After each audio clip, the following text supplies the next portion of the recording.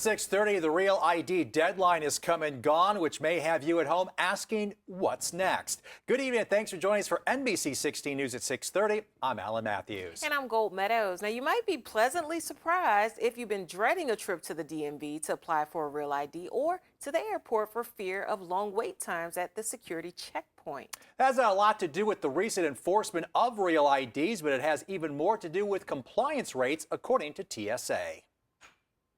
2 decades in the making, the Real ID Act finally made it to the finish line at airports across the country on May 7, and the Transportation Security Administration believes repeated delays in enforcement gave more people time to prepare. TSA tells us about 81% of passengers have been Real ID compliant as of that May 7th enforcement date.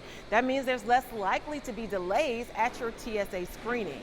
We're finding extremely high compliance rate both within our general screening population as well as our TSA pre-check population. So we're very pleased with how things went.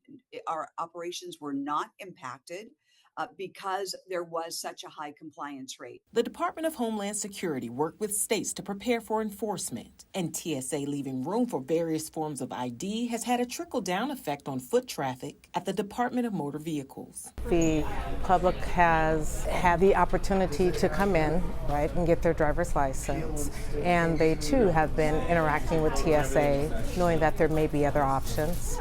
And so there has been a slight decrease in the number of people that came into the office. Passports, military IDs, and permanent resident cards are among more than a dozen forms of ID TSA will accept if you don't have a Real ID. It's those who weren't ready for Real IDs who feel that slower pace. For those individuals who came to the security checkpoint starting last Wednesday and continuing today and moving forward, if they do not have a Real ID compliant credential or another form of ID that TSA accepts, they can expect delays and potential screening.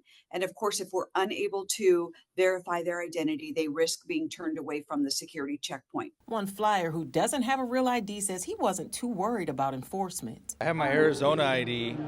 It works for the police, but it doesn't work in the airport. You know what I mean? We have to get new ones with the little star that says it's the one. So I just bring my passport, which I guess it wouldn't cause any delays or problems, but it's just one more thing to worry about. I've just been flying on and off now for a little bit since it took place. It's not really that big of a deal because most people do forget that there's a secondary screening you can do. Denker says most airports don't have room for extra lines at TSA, and at some point, the grace period will end. What's going to happen at some point is people aren't going to receive the additional screening. They're not going to be allowed to fly.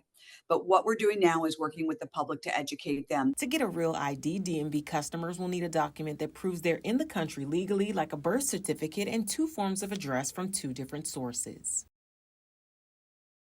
The DMV encourages anyone needing a Real ID to visit the information desk with questions, use their website, and request a text message to notify you when it's your turn to be seen by customer service.